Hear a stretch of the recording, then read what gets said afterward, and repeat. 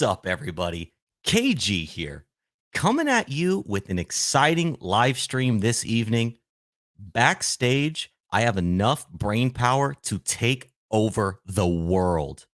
I have some of the smartest minds in crypto on this panel right here, right now. And we're going to deep dive into everything that's going on with FTX, CZ and Binance, Bitcoin tanking, the market going down. Everybody that watches the stream know that my strong suit isn't really TA and market analysis, but I can say that it is some of these gentlemen's strong suit right here. Now, this is a community stream. If you are a galaxy brain out there and you have some insight, some perspective, and you're interested in jumping on, shoot me a DM on Twitter at BrotherKDG, on Telegram at BrotherKDG. Like, retweet the stream. Without further ado, let's bring on the amazing panel. We got Top Gun, Jesse, Maverick, Jimrat, Asher, Hexastani, and Minson's boss. What's up, everybody? What's up? Hey, how's it going? Hey, I'm in the middle of this. What's going on, man? Beautiful day. Alpha. I gotta admit, I hopped in the stream after you gave that intro, so I feel kind of I feel I have to admit that. He said we're smart AF, and the whole time I was like, "Oh, Jesus Christ!" I'm gonna sound I'm like, oh, he's definitely not talking about me. I got here late. No pressure, no pressure, guys. But hey, I set the stage. We're looking for some alpha out there. You know, if there's anybody out there watching that's like myself, you know that if you blink in crypto, you miss everything. And so we do have a panel of people here who collectively we all may know something different. And I guess let's start it off. Does anybody want to take on just kind of given the overall narrative of what's going on? Does somebody want to tell the story of what's happening right now? Sure. I could do Lots it. of I'm used to blood, doing man. it, but someone else, I'd like. So if someone else did it. Sam Bankman-Fried, young All right, guy, thinks he can conquer the world, or thought he could conquer the world. He owned FTX Exchange. He also owned Alameda, and he's been funding and supporting a lot of anti-crypto bills. He wants everything to be on exchanges. He wants to control all the coins. He doesn't like DeFi. So he's been using like a large sum of his money to like fund anti-crypto stuff. That kind of pissed off CZ from Binance, who has a large or had a large holding of his tokens, the FTT token. And CZ basically said, guess what? We're going to dump your tokens because we don't like what you're doing. It was a huge power play. And CZ was very nice about it. He gave plenty of time for retail to dump their tokens first, so he wasn't dumping on people's heads. And then he proceeded to just sell off all his coins. Okay. It literally put FTX into this problem where since they had been leveraging their own stuff, they became so wrecked that they couldn't pay out the people on the exchange who were trying to get their money out. They had to freeze the exchange, pause withdrawals, right? We've seen this with other exchanges before where crypto exchanges don't have the value to pay to the people who are trying to get the money out. So they just like turn the website off and say, sorry, you're screwed. I think CZ probably knew that might be a problem, right? So he offered to save them. He said, well, I'll buy you. Sell me your exchange. If all the books add up properly, due diligence is done and everything adds up, then I can just save you, right?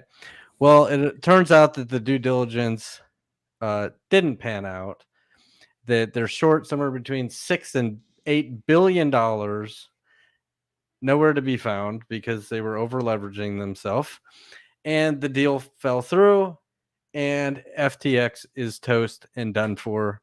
All those people are screwed. Sam has no credibility anymore. He's been caught lying. There's videos of him, telling people in Washington how his exchange is very different than other exchanges because they're always fully backed and they don't over leverage themselves, so on and so forth. But in all reality, he was no different than the rest of those crypto founders, like the guy from Celsius.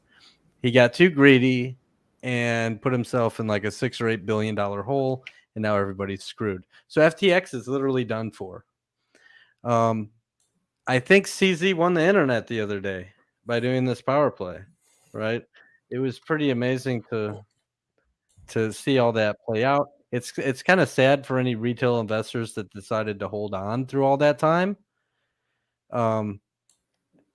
They had time to get their stuff off the exchange before all that started to pan out if they were paying attention. Not really. But- I mean, if they were paying attention, like if Right. you were locked in for like 36 hours straight and you didn't have a job and weren't doing anything, like you would have been okay. But like serious investors will never, ever, ever, ever go back to at least FTX. You know, they'll go to another exchange and get wrecked over there. I will say Hexicans have been warning for years, not your keys, not your crypto, get your crap off your exchanges, let alone what CZ warned. Well, that's a very good point. I mean, looking at the state of the market, I mean, it's incredible how well Richard's being vindicated. By the way, can you guys hear me okay? My audio seems to be a bit off. It's beautiful. Yeah, well, you know, if we look at kind of what some of the things Richard's been talking about the last months, if not years, you know, stay away from leverage. Leverage has brought down, you know, Celsius, FTX here. I mean, the importance of, you know, not your keys, not your crypto. You know, staying away from things with admin keys. You know, all that stuff that plays with leverage, that plays with admin keys, has all been breaking over the last couple of months, and it's crazy to see, man. It reminds me a lot of 2018. It almost feels like by definition in a 95% dip, centralized exchanges with no regulation have to break. It's almost like I mean, you can't see the numbers behind it, but you can all assume. Like if Coinbase went down tomorrow, would anybody be surprised? No, they just wouldn't, because you really can't be. You just, at this point, you can't be. So it's like by definition, when you get into those points, every cycle there's a story, right? It's just a larger amount of money in the next cycle.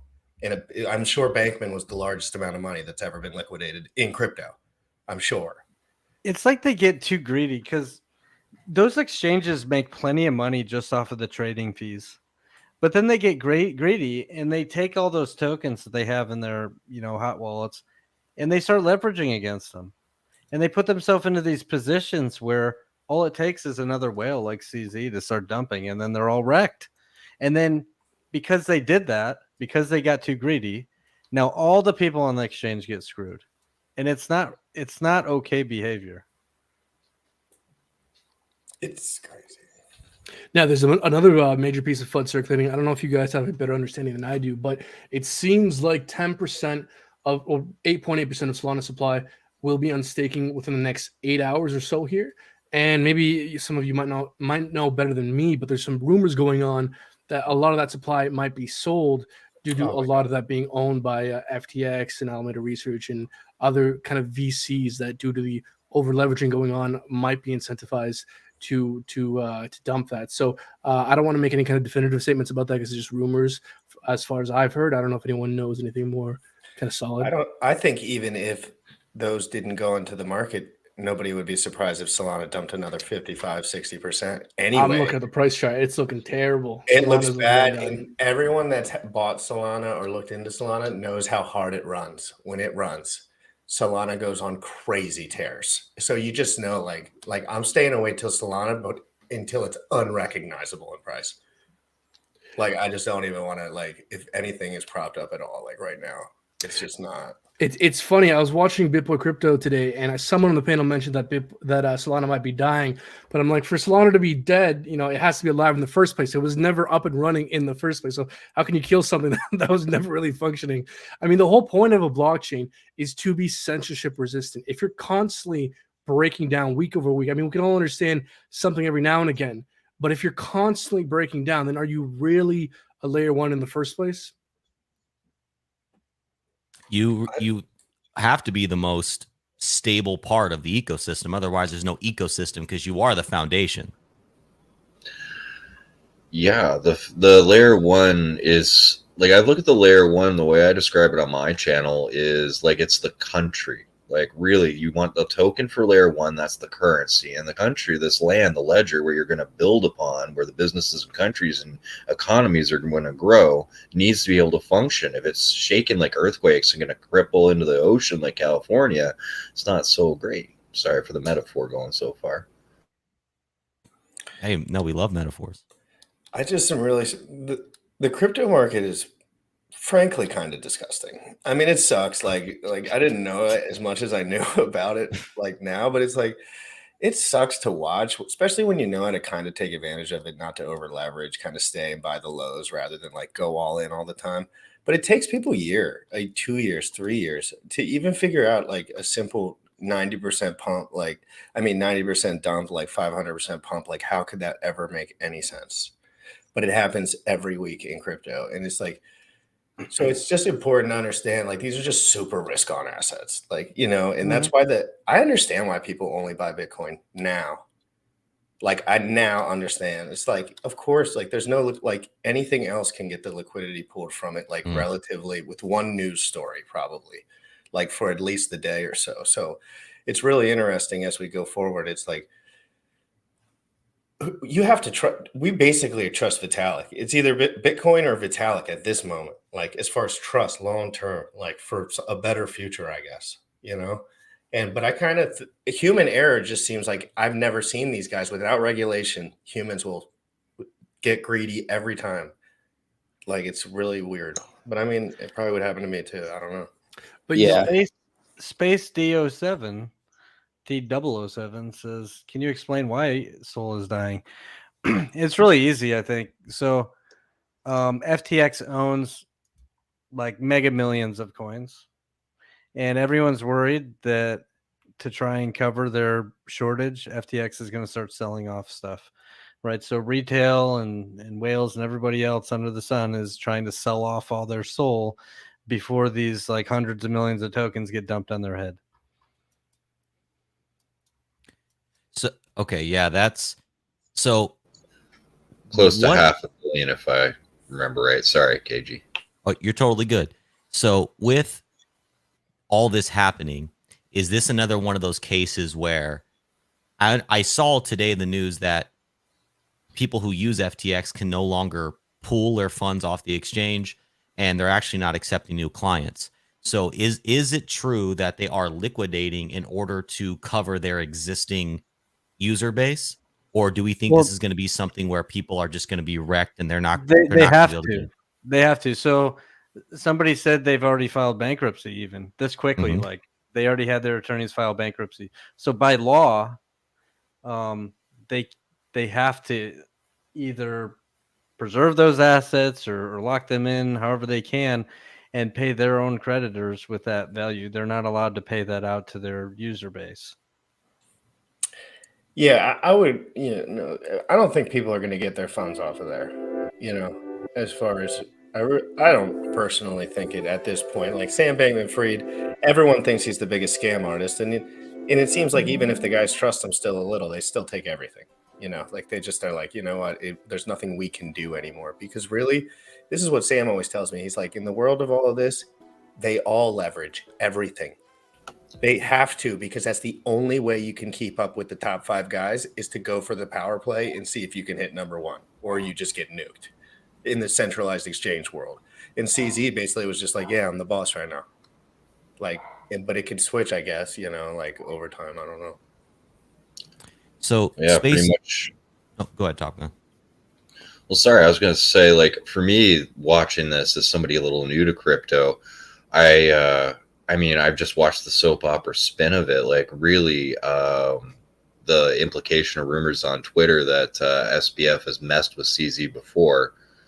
And then Binance just comes along like, all right, yeah, get everything off. We're going to cripple the price. Oh, yeah, we'll buy you out. Oh, that's a good excuse to look at the books. Oh, yeah, now we can announce for sure that you were crooked, like double burn.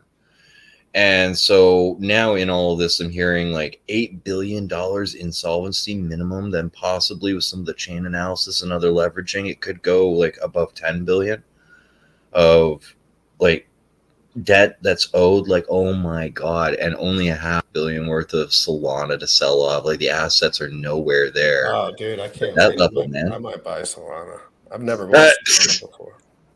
Well, maybe when it's done bottoming, but I mean, yeah, it's gonna have Not to be right now, sold no. off. It's gonna have to be sold off to pay those debts, right? So I mean, a lot of things are gonna be popping off over the next couple of weeks. Like when Luna popped, it took how many weeks for Voyager, Celsius, and all the rest to come out, and finally all the cockroaches to get swept out from under the rug. Like just seeing the list already, BlackRock was on the top holders of FTX.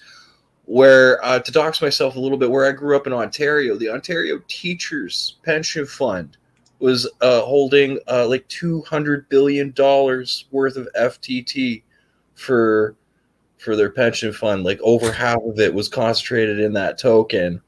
Like, oh my god, the devastation as it ripples out, and then those people aren't going to be able to pay their bills. Like we're going to see the bottom ripple out for weeks here likely. Like, I mean, I'm just calling the month a write-off while I'm looking for everything to kind of settle out. Like, this should be capitulation. Sorry, I'm rambling. Yeah, yeah, you're right. It's crazy. It's like FTX is kind of too big to fail. And I always like to think about the stablecoin aspect of this, and how that's going to affect the market. I was reading some other people talk about how Tether through Kraken and FTX is a big, I guess, ramp for traders and volume and liquidity in the market. So we'll see the ripple effects of this. But I mean, this could be months where we see all prices tank, you know, from Bitcoin on down, just because of how much these stable coins have impacted it, and giving regulators a more, I mean, these are actually the most regulated entities as well. So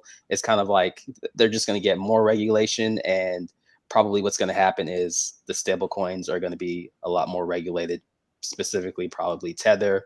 But it's interesting that dynamic with BlackRock having invested in them as well, but also I think they're invested in the USDC. So I don't know. I think maybe what will come out of this is just a rise of different stable coins. Maybe USDC gets more play. But I don't know. FTX seems like they're going to have to get bailed out by somebody, and just more oversight, just because that seems like how it's going to work out.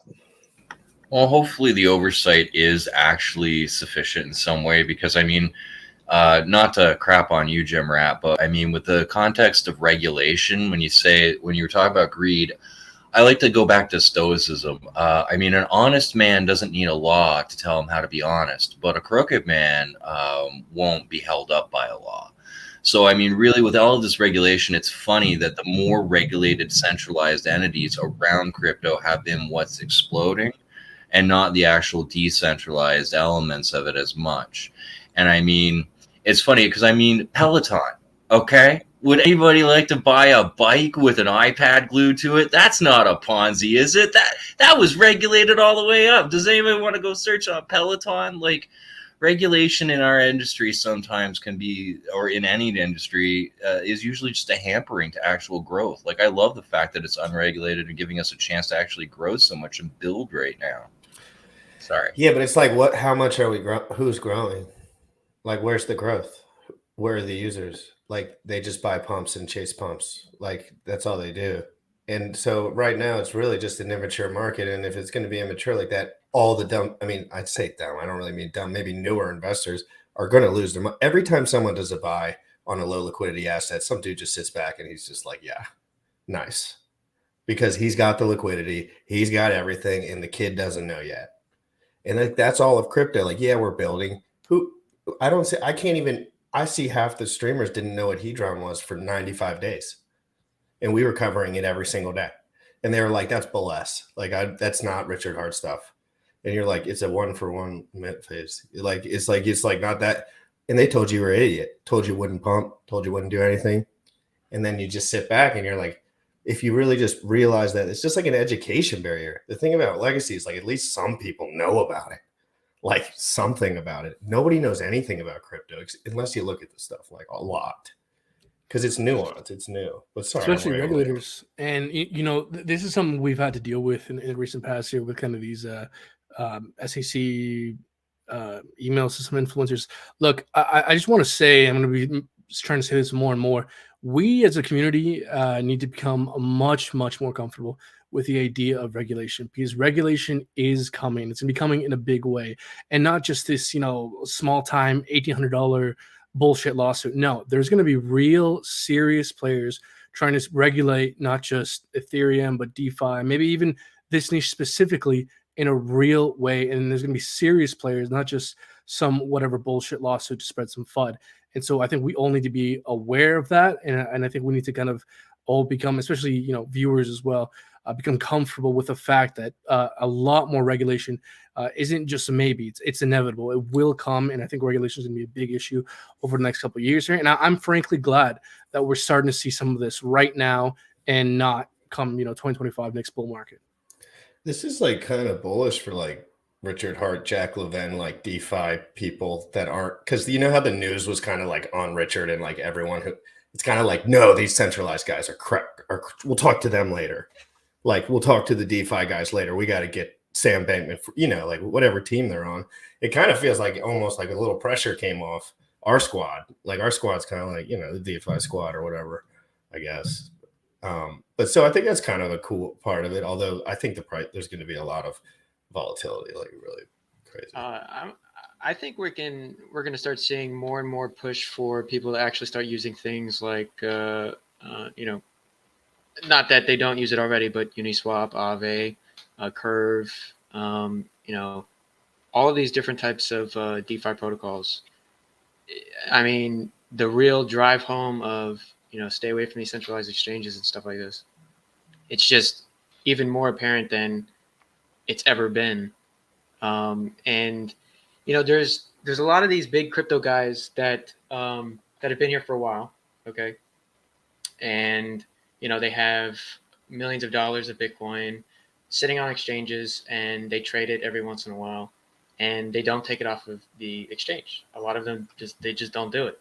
Right. And so, a lot of these guys, they're either going to get burned eventually, or they're just going to, the learning curve is just going to happen because they're content. They don't care about it. It's, hey, I got my Bitcoin on the exchange. I just trade it every once in a while. No big deal. But I think people are,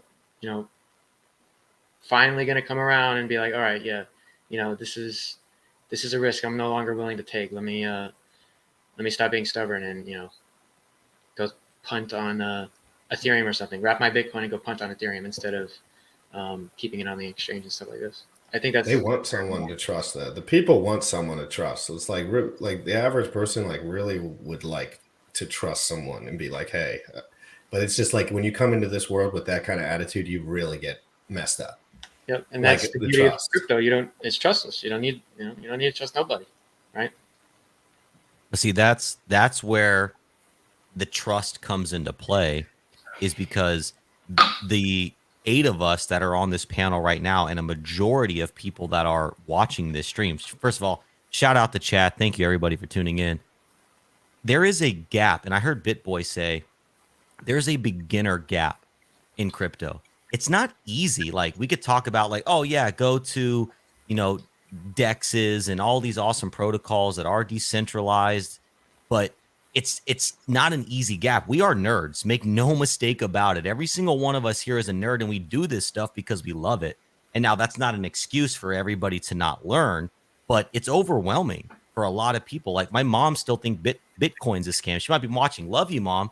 But it's like the average person that thinks Bitcoin is a scam, they're not thinking about Uniswap. You're lucky to even get them on Coinbase. So it's like there's a gap. Yeah, but what if Oprah was talking about it? Then my mom would know. My mom would know exactly. Right up what's good with V3 Uniswap if Oprah was on that. But Oprah's not comprehending. It's true. No, but I know. But it's true. It's not the concepts are not complicated. It's simple stuff, but it's not talked about. Therefore, the verbiage is never heard. Exactly. Therefore, when someone says Uniswap V3, they're like, "Oh, this is engineering rocket science." It's like no, you just click on it like everything. Let's think about this for a second. Think about this. Imagine coming into this space, being brand new, okay? You learn about Hex, okay? All right, I know what Hex is now. Okay, I have a MetaMask. All right, cool. I have some Ethereum. I can go play with Hex, go buy it, et cetera, et cetera. I figured that out, right? But now Now you figure out, okay, well, there's all these derivatives of wrapped stakes. Oh, there's what's an HSI? Oh, what does Hedron do? Oh, what's ICOSA? What the fuck is all this shit? You know, like, just imagine being brand new and trying to figure all this shit out, like this insane learning curve that you have to fumble through and try and figure out how to do it through YouTube and people that don't know what they're talking about, people that know what they're talking about. Like, I mean, just imagine for a second, right? The learning curve right now to get up to speed with even just the mediocre of the community is absolutely insane. Just, you know, to put that in perspective, like, so, you know, there was this app that you used that people could download where you know, you'd walk around and it would track your steps and it would just give you crypto, right? It, for regular ass normal people to use this shit, that's like the lowest tier, you know, ease to actually get all these people to do this stuff. You know what I mean? Other than that, you know, it's going to be like people that are nerds, right? I mean, let's be honest. Yeah, you really don't run into people that even invest money that often. Like if you're just like walking in the street, you feel like see like 5 or 6 dudes that probably invest anything. Like, and then everyone else is just like, I don't know what the hell you're talking about investments. It's kind of true. There's like the couple dudes, maybe a couple chicks in the room that are a little more established in their career, maybe. But that's it. Don with a nice super chat, 1999. Yeah, thanks, Don. Can we call that recycling? You know, just because he's my father, there's no bias. All right, don't put that on me. Thanks for the super chat, Don. Hey, so it would be interesting if we could ever get a hold of some of these people who get wrecked on these exchanges. These exchanges that keep getting wrecked, that offer this leverage trading, like, you would think that the user base there is probably well aware of how to have their own keys and their own coins and to use MetaMask. Because if they're going on these platforms and they're learning how to, you know, do things in the futures market and margin trade and do all these different things, like that in and of itself is kind of complex. You would think that those people know what the heck they're doing on the, like, with them holding the keys too. So are they doing it to themselves? Well, you don't have to find someone. I mean, you got someone right here. I was one of those people. You know, when I first started my channel, we were doing almost exclusive like leverage trading, and you know, I made some wins, but I also made a lot of losses as well. And the ultimate problem was that we just didn't. I wasn't aware of a better option. Jesse, you're right. Figuring out leverage trading, these different derivative schemes, futures. Don't even get me started with options. Is very extremely involved. You got to put a lot of time and effort to even pretend like you know what you're doing. And frankly, a lot of that space, a lot of people put the time and effort into that space just because they don't know of a better option. It took me a year or two of looking at this market very hard before I found an investment option, investment thesis that I thought was superior to the trading side of things. So I think it's just honestly a lack of exposure to perhaps a better option. Yeah, there's definitely got to be a paradigm shift. You know, a crypto-wide kind of paradigm shift for this DeFi shit to really take off and to engulf the centralized exchanges this time. I mean, Uniswap had, you know, daily volume turnover larger than Coinbase for a while, and I think they still do as of this moment right now. So, you know, that's nothing to fret over. So, you know, all those coins on the exchanges, they're on those. The coins themselves are on chain, right? Coins can't leave a chain. You have these wallets that they have, just like you could have a wallet. They have wallets. They have some that they lock down really tight. They're cold wallets that, you know, they rarely touch, but they have, you know, there are dozens and dozens of wallets that they play with. And what's really ridiculous is on the exchange, everything is just a big ledger. So they can operate that ledger however they want to and make you feel like you're actually making money on the exchange.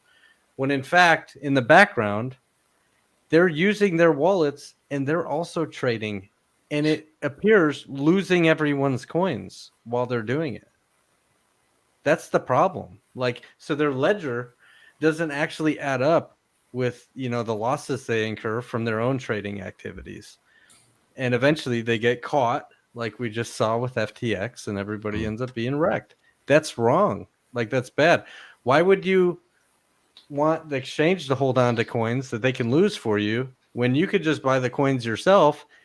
And if you feel the need to go trade them on Uniswap, or go trade them on you know, a cross-chain swap thing. If you want to go from one thing like Sol into this or into that, right? Cross-chain. We have cross-chain tools that are completely trustless now. Well, not completely trustless, but far more trustless than just letting an exchange hold on to all your stuff.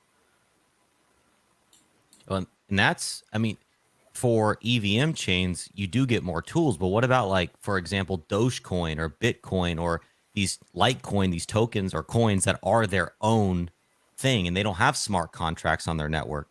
Like, centralized exchanges is the only way to do that, or wrap them into an EVM and then DEX them from there. But there's a lot of coins that are assets that you can't utilize those tools. Don't you think if they had real trading volume, you would be able to utilize? Like, if there was real thick volume on any of that, like, I'm sure it's, but like, it seems like all those chains, they just want volume and they just want to not get leveled, like, by one sided, like, just like you see with, what does everyone do? Terra Luna, Celsius, everything. They make a duct tape token and then they it's a decoy. It's just a decoy. They're just kidding. And it's not really a decoy, but they lend it out. And then it gives those lenders a real value, but it never had value in the first place. It's just propped up. And then everything is the same way. It's like, if something does not need somebody to use it and it dies over time, it must die. Like, you have to let it die. Because if any of these things have volume, I've seen everything at this point. Everyone can go cross-chain to everything if you give it a little elbow grease. Unless it's ETH, and then they lock all your shit. I'm just kidding. 1,500 confirmations, bro. Just read that. That shit. 3,000 Dog shit. 3,000 confirmations, no big deal. It's just like over 24 hours before you. That's what you get when you have low hash rate. Dude, I use Change Now coming out of ETH, and I was like, it was like, you know, we'll take a little longer. I actually, it was the first time I used the Change Now like customer service, and I was like, what's happening? And they were like, oh, it's 1,500 confirmations. But that happened everywhere. Why? Because no one was buying it.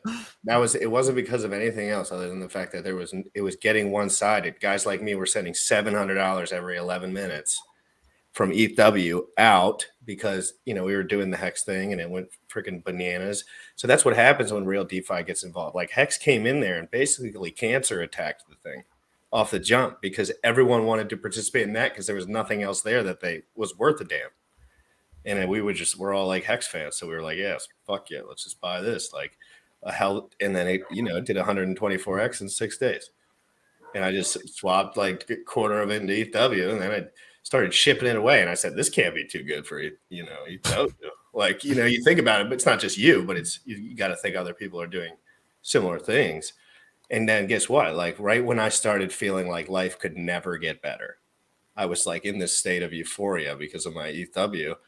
I was like, oh, now I can't trade it. Now I can't send it. Now I can't move it. All-chain bridge took it off. And then, yes, you could still move it, but they made it exceedingly difficult to the point where I was like, yep, I'm out. I'm done. Exactly. I sent it to MEXC just to get, and within 8 hours. It was stupid. Well, let me give a quick shout out. Alan, thank you for the super chat, brother. Says, people think banks borrowing 10x of on-hand deposits is bad. Centralized exchanges take it to another level. Straight up gamble your money until the bottom falls out. Clearly, we keep seeing that. And before, I want to put a pause in the conversation real quick because I asked Maverick to come on tonight because Maverick, in my opinion, is a chart wizard. And I know a lot of people are having the question or have the question, is Richard Hart's 11K in prey call going to come true? We're seeing Bitcoin is touching 15K today, 15K-ish, somewhere in there. Maverick, if you're there and you want to do some TA, if you want to show a chart, whatever you want to do, I'm curious to hear your perspective on that point. Oh, yeah. Blood in the streets, boys. Let me see if I can share my screen. Yep. Go ahead and share it. I'll pull it up. And I'm curious to hear what, if anybody has a similar perspective, an alternate perspective than Maverick. Yeah, let the Maverick go. I want to hear what he's All right, how's it look? Look good? Beautiful. All right. Well, So we got the... What's up? Technically, it looks bad. Yeah, that's true. Well, we Not like if you that, sold right? it. Not if you sold all of it at 59. Yeah. You love to see it, though. We finally Let's shut see the guys up that think the bottom was in, right? Oh, Finally. Good God. If any of you guys were following the USCG series, he conceded today, and he admitted defeat on his bottom call of Bitcoin. So, Yeah, there's a lot of that going on right now. So we're at a key level of support and resistance right here, in like 16.5 to 15.8. We pretty much tested 15.8. So we might expect a little bounce here. Going a little closer, we actually got the bounce. 16.5, kind of rejecting. Final capitulation last time lasted like 30 days, right? So, I mean, gas the truck up, but wait, because we just got levels upon levels to come down. And in my opinion, if we don't rise back to that previous wick down and rally this week and close a candle above it, then of course we're going down, but I think it's obvious we're going down. So next levels, key levels like 13.8 to 11.6, and then down to like 9,500 possible.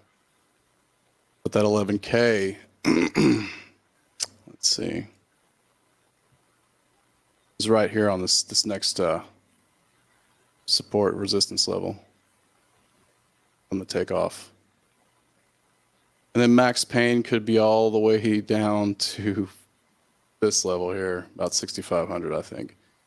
And just the way the economy is going, that's still possible. I don't think it's possible this year, but I think we could maybe see it next year if we get like a bounce off these rallies and then, test up here somewhere and then come back down there, just depending on how the economy goes and anything else happening in the space. Like today, slaying the DeFi dragon, taking that out of the equation, I think is a good day too. We got the CPI numbers, however, coming out tomorrow, and I think that could throw a wrench in things as well. See the markets tank a little more than just today, real hard. So, yeah, next stop, some point, 13.8. We go from there. I think we're going to see some sideways action after this week, though. This week could be just bloody as hell, though. So you're thinking 13.8 BTC by Friday, Saturday, Sunday? What is it looking like? It just depends how long we go sideways at this level. Let's just compare it to last cycle. I mean, one level took a few days, like a week, and then now down to another level, and then took like 2 weeks, and then finally down. So yeah, the 30-day capitulation is totally in play, going sideways, level to level. So now, are these major red candles right there, is that FTX dumping, or is that just overall market sentiment? Hey, everyone's panic selling. I mean, yeah, we started selling after the Fed interest rate hike, we did that, had that go on. And then this was a big catalyst today. I mean, yeah, we saw FTT just tank, and they've got to sell off stuff now because they're declaring bankruptcy, right? And I mean, it's just like, ugh. So that was a big catalyst to just, go ahead and push it over the edge today. Go back to that previous picture. Yeah, I think it's safe to say that because I'm pretty sure they had to liquidate all their Bitcoin assets that they had at FTX. That's Like, a beautiful chart I right don't there. think there was Bitcoin on FTX yesterday. Like there was none. No, yeah, they emptied their books. They only had like 150 Bitcoin left. Yeah, so like everyone's going to the bank because they realize these are all phonies, and they're all saying, "Oh shit, it's all propped up," and it's just like, remember when Richard would look at everyone, he'd say, I'm not 100% sure where the money is, but I can tell there's still leverage out there, and I can tell it needs to be swamped out. He said that he was like, I don't know exactly where it is, but you can tell because he's been in the market so long, he could probably feel it. And now we see it. 98% down. Jeez, they had Solana too. It took a hit.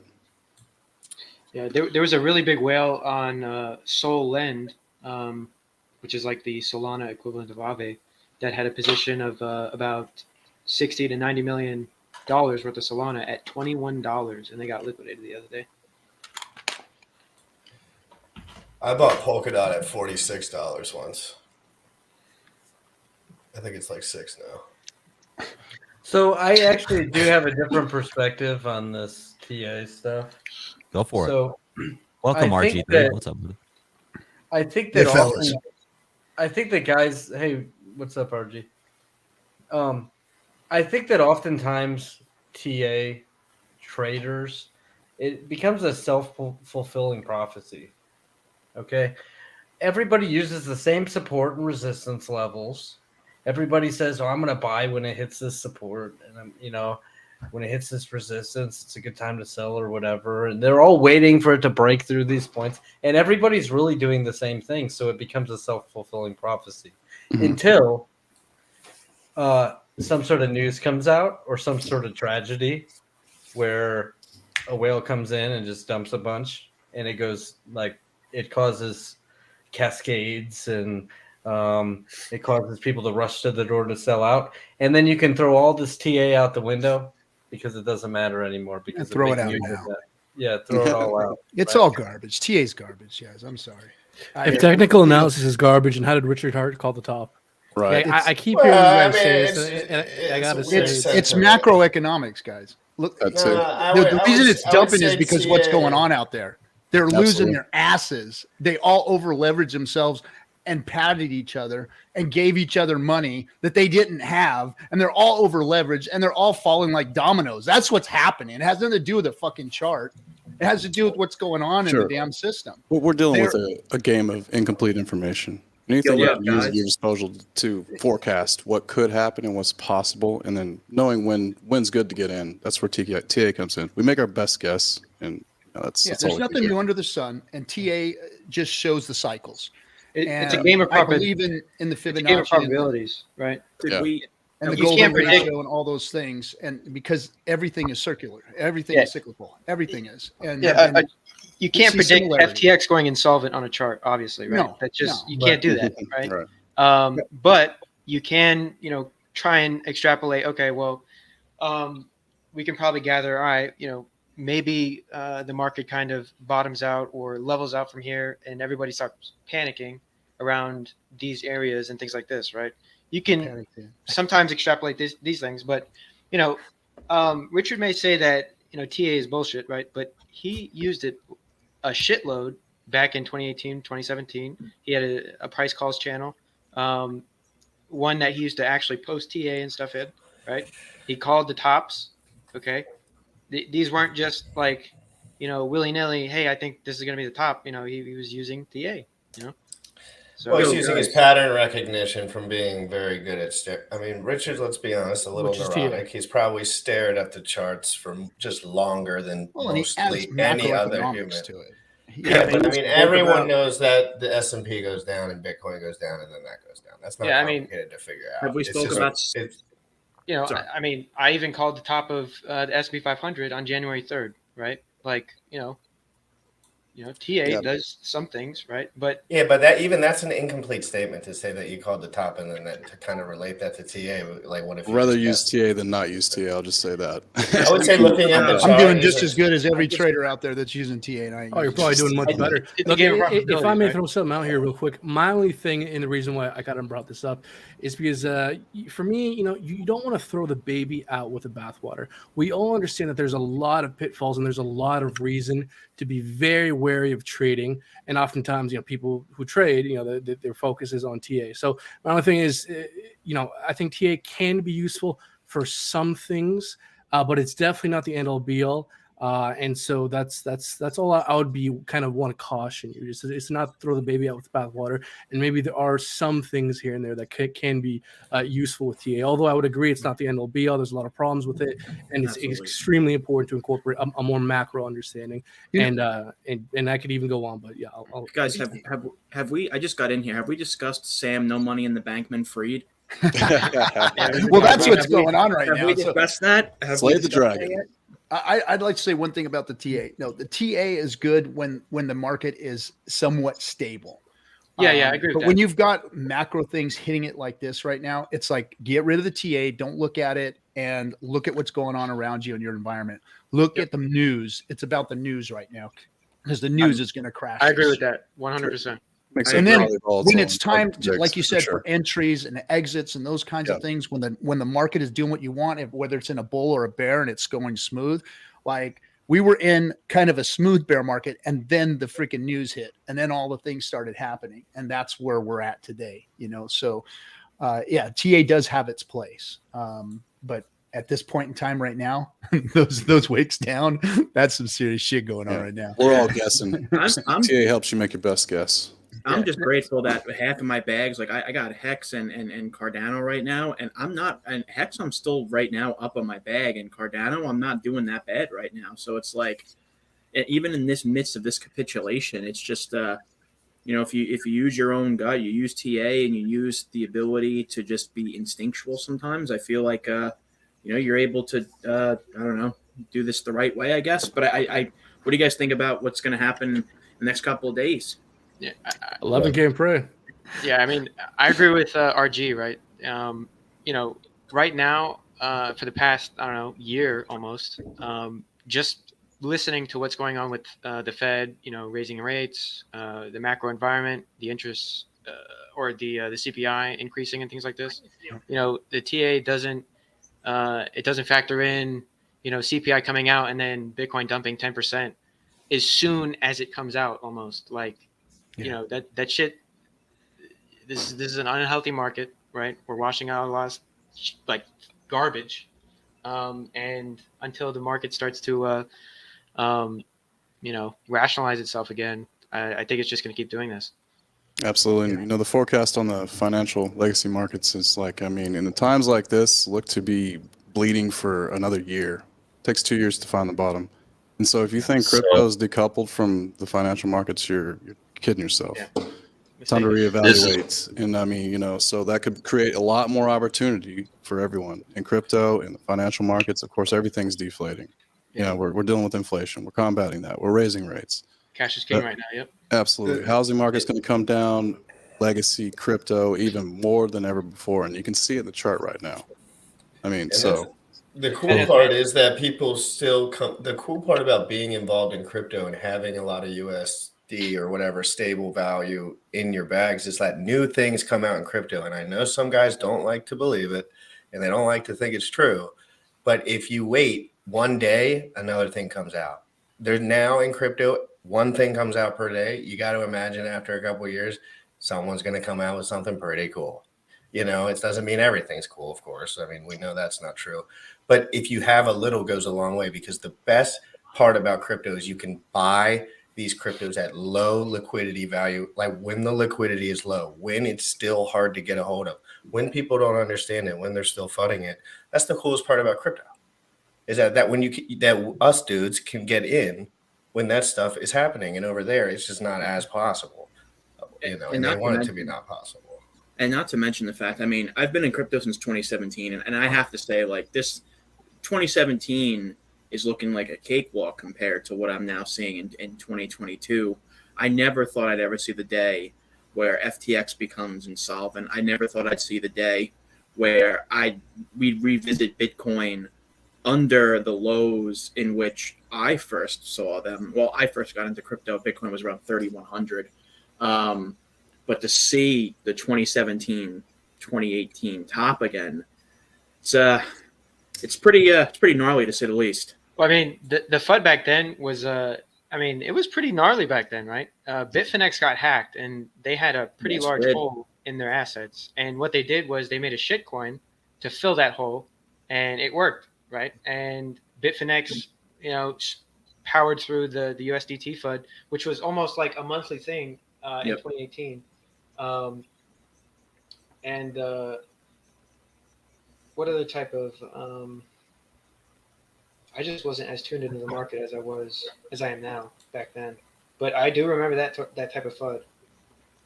So, Maverick, real quick, while you have the chart pulled up, while we're on this topic, what do you think about the 11K Bitcoin call? Are we obviously you can't predict the future, not financial advice, understand that. Just curious, your perspective based on TA, what does 11K look like in terms of likelihood? It's very likely now. Like I said, the last, support resistance level and last previous high right here, we're testing that. We're busting through it. We started to here, and that's where we leveled off, and everybody's like, this is the bottom, because that's the way it has been every time in every 4-year cycle, right? And so we busted through it. The next really, consolidation area is that level. So the door is fucking open. Anything short of money printing will not stop this. I don't think, in my opinion, not financial advice, but here we are. It's different. You can see that. You see in the economy and everything that's going on. And we haven't seen a crypto cycle like this yet. We haven't seen anything, like this since 2008, 2001, housing market crash, 2001, the dot-com bubble, 9/11 and all that. Well, we're dealing with like a year and a half of economic freeze, and money printing, like doubling the money supply and everything else. So we just haven't seen this in a crypto cycle yet. And so that's what it's doing to the market. And so 11K and prey is surely on the table, my friend. There's no reason for people to FOMO in right now and start buying at the price of Bitcoin. No. There's too much fear of regulations that we're all unsure about at the moment. There's too much fear about all these exchanges and what's going to happen, which ones are going to go bankrupt, which, by the way, FTT already bailed out like 2 or 3 other exchanges. Does that mean those exchanges are about to go under as well? Right? Probably, right? If they don't have the FTT backing for them now. So there's just so much bad stuff going on. Why would it not go down to 11K? Yeah, it might take longer. Like I said, last capitulation final was like 30 days, but with all these things said and the things we got to look forward to in the state of the economy, it could take longer this time. We could see the bottom happen next year, some point. I see mad riches in our futures. Absolutely. Creating more opportunity than ever in everything, stocks, crypto, real estate. Just wait. Gas the truck up. Don't back it up yet.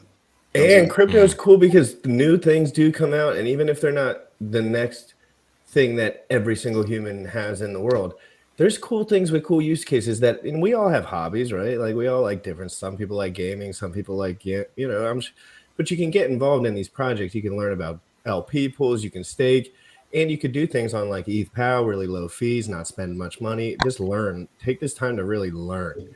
But try not to spend a lot of gas fees while you're learning. That's a pooper. Yeah, we got a lot to look forward to, and we got a long time on our hands for sure. It's at least going to go sideways for a year, right? Well, yeah.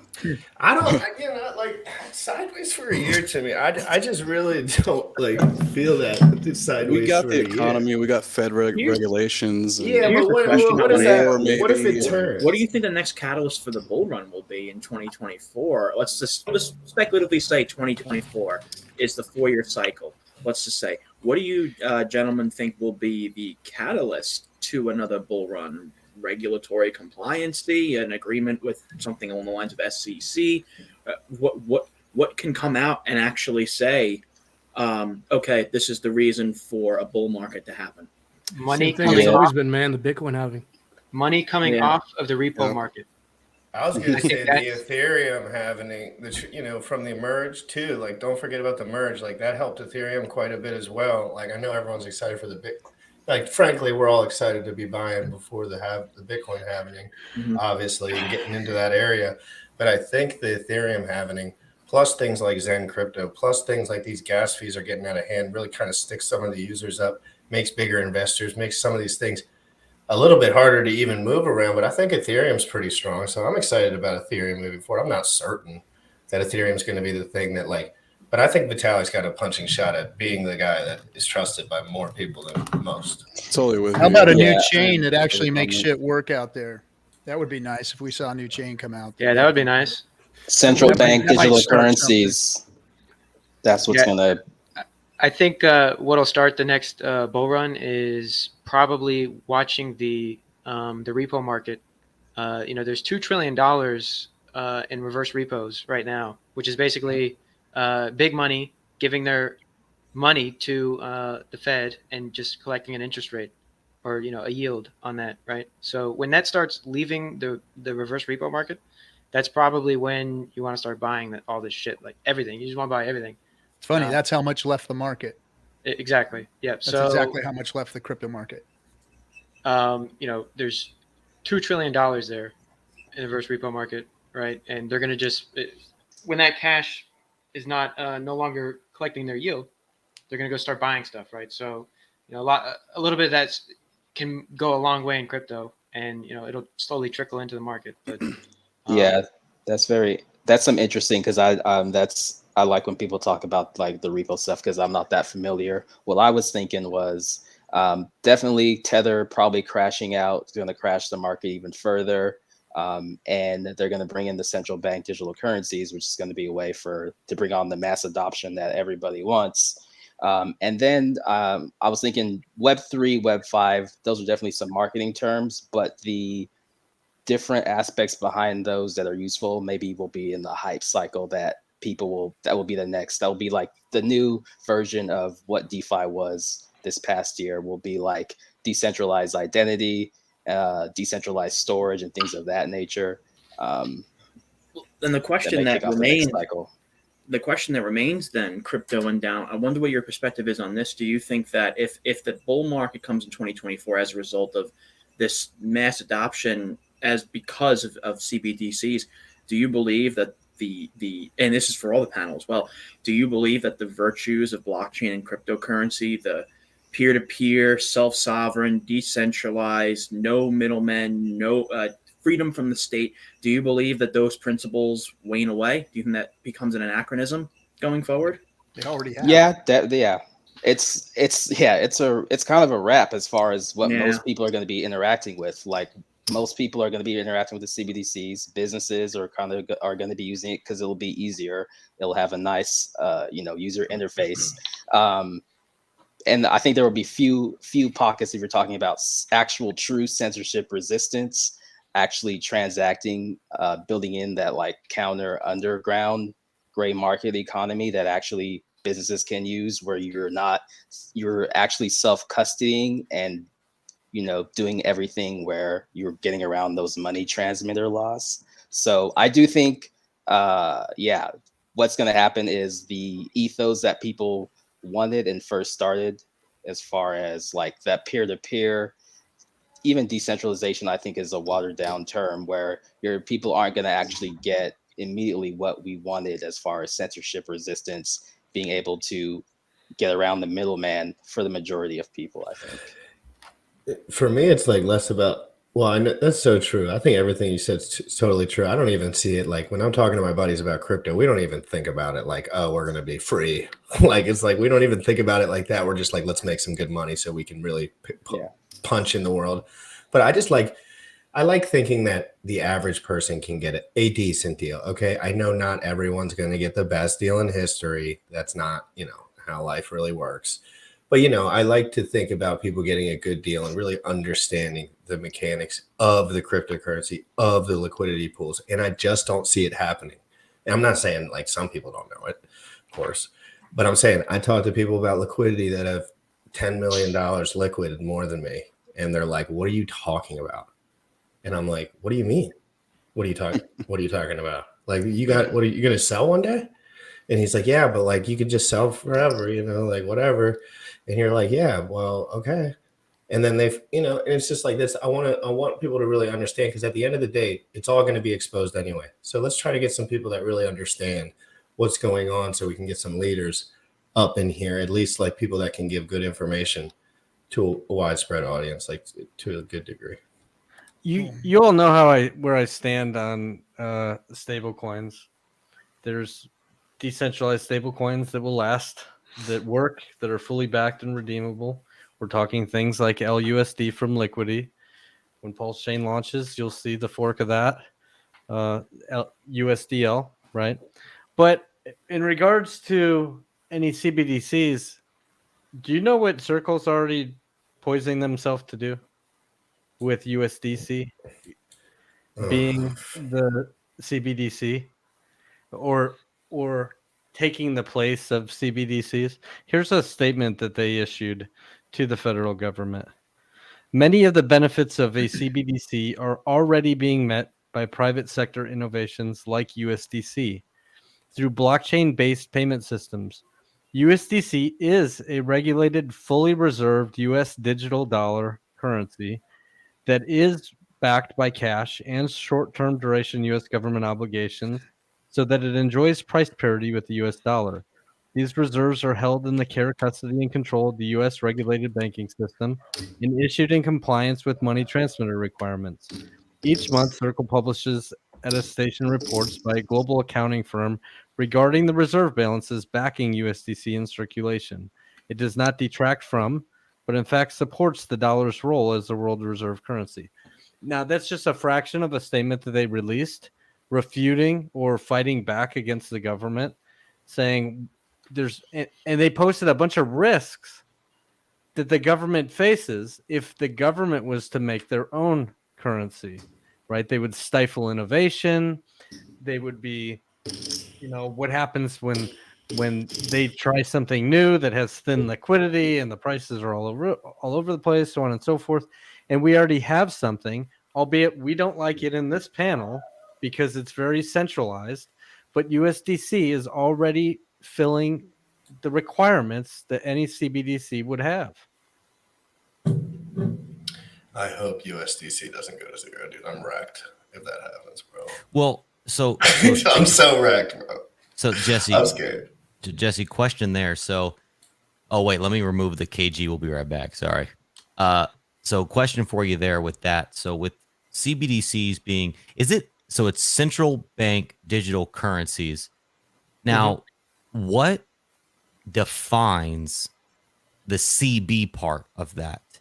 Does it have to be like Wells Fargo? I mean, like what defines the CB part? I don't know. Literally anything that the government would hope to do is already being met by USDC. A CBDC could destabilize the banking system. So they go on to say it's both an interest-bearing and a CBDC, both in interest-bearing and non-interest-bearing forms, creates a potential domestic flight to quality or flight to safety problem, which could destabilize the two-tiered banking system. So why do you want people like fleeing banks and going into crypto? Dude, what if they have to do it? What if everything's flipping right now and they have no choice? Like, what if the economy is literally crashing and they literally can't do anything other than this? Like, so we all know something needs to happen, right? And we'll probably be fine because we're in these lower liquidity assets some of the time, playing around with some of that inflation. We get all worked up about inflation, but we can't. And yes, runaway inflation is a big problem, but if you have a CBDC and they can control what you have, right? And say inflation's running too hot and they just remove a couple zeros off of your balance, well, then they just solve the inflation problem, right? Like, But they don't do that now with your bank account. No, but, with the COVID stimulus, imagine for a second, like, imagine you had a credit card or let's say you had, welfare is a great example of CBDCs, right? They give you something that you can buy only certain things with, and you cannot buy everything else with, right? And so, they just give you coupons to go, oh, well, we need to stimulate the economy. So I'm going to give you coupons so you can go buy stuff at, Sports Authority, or, so you can go to baseball games, or, stimulate this part of the economy or that part of the economy, or restrict you from buying these things or that thing, when you have, when you cut out the bank, and you have it straight from the faucet, and the faucet says you can do this or you can do that, that's an issue. But we see that in China. They do that in China, and if these CBDCs are implemented, I don't see why they wouldn't do that in the States as well, right? So yeah, but there's no product market fit for a CBDC. No, the product already exists. But no one uses it because no one will advertise for it properly. Everyone will use it once the central banks come in and force you to use it. Yeah, exactly. This wouldn't be something the free market wants. This would be something the free market is forcibly given, right? So yeah, but we were just talking about how no one knows anything about crypto, and what do they need? Someone to sit on the news and tell them about crypto all day. That's really what a lot of people want. I don't think that's cool. I mean, but that's what a lot of people want. People want that. I think, us, obviously. Obviously, Jesse, you bring up some good points. I think it's the difference between the different countries that are implementing it. So I'm thinking like they're going to but like this winter, I think is going to be a big test for people in Europe, other parts of the country that are dealing with high like energy costs and inflation. So it's not necessarily people will want it, but people will maybe have to actually beg for it. And when there's no other option, here's your CBDC. It's already being implemented in certain countries and tested out. But for the US, they're taking their time. Project Hamilton, that was a big research paper they did on the different aspects of what it could look like for them to have their CBDC. So I think it's interesting. I would like to follow and see how like USDC will kind of tie into that, and the war going on between like the central banks and your regular commercial banks. They're all have different interests. So I think that's also at play here, where central bank digital currencies, you're right, maybe not necessarily a product market fit for us, but for the banks, maybe they'll have their own central bank digital currency to settle for themselves, like with the Bank of International Settlements or something like that. But USDC probably, I don't know, maybe the one that if the banks were going to go the crypto route, more people would use. And you'll get rewards on your Kohl's purchases and all your purchases on PayPal. You'll get rewards, and they'll suck you in with that 2% reward on some shit that you don't even buy.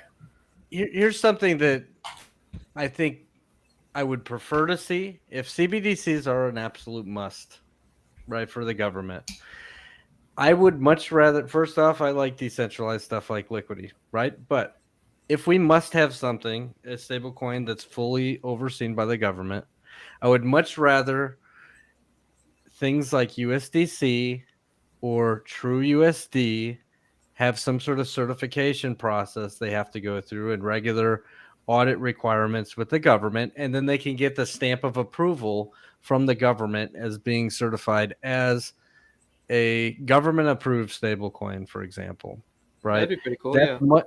That's much better. And it's not unheard of, right? The government likes the contract, and they really don't have the smarts or the people necessarily to code and make themselves an ERC-20 and do everything that's already being done. Why wouldn't they just have a certification process if that's what's required? They're very likely to choose a route of least resistance. I mean, unless there is a particular figure in government that's leading the charge towards a CBDC, who in government knows this space enough to truly lead the charge on a particular brand or version of CBDCs? They're very likely to choose the path of least resistance, which is very likely why we're going to see, maybe perhaps USDC become that CBDC. And not to mention the fact that, like, if the U.S. if this is going to be an emerging asset class, it's going to yield mass adoption. It's going to be something on par with the stock market one day. If the U.S. wants to solidify, I said this in the chat, if the U.S. wants to solidify itself as a legitimate economic hyperpower, much more powerful than it already is, it would be very intelligent for them to basically create the CBDC and back it behind the U.S. dollar. Because basically then everyone throughout the world who uses cryptocurrency, if the base CBDC is backed by USD, everyone throughout the world, regardless of what country you're in, if you're in cryptocurrency, will indirectly be involved with USD.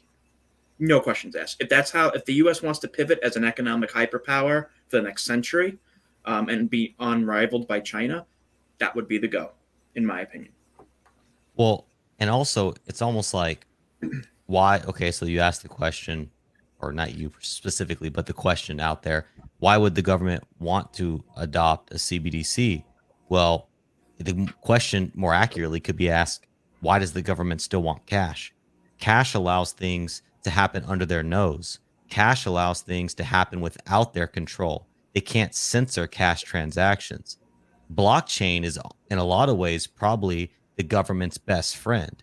They can see every citizen, every move, who's interacting with who. If it's a known address and that known address is associated with known activities, they know what citizens are what partaking in particular activities. The government probably wants blockchain. I Well, mean, I would the ideal disagree. system for them. Play devil's Disagree. advocate on that one. I mean, it gets as far as the deep state. I mean, without going too far in any conspiracies, there's a black budget. Like the United States has funds that nobody's supposed to be able to see or trace so they can accomplish their goals. And so cash has to exist for these things to happen. So, I mean, CBCs can't replace cash entirely unless they have a kind of stealth. I mean, that's how we got such a creation as Tor, is like government experimenting.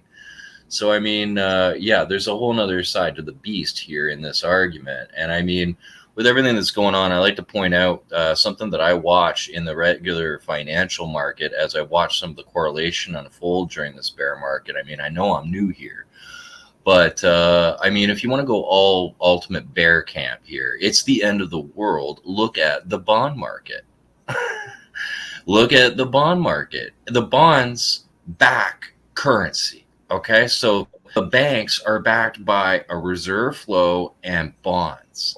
And that reserve flow is backed by the Fed, which is backed by bonds. And if bonds are worth crap, the dollar's worth crap.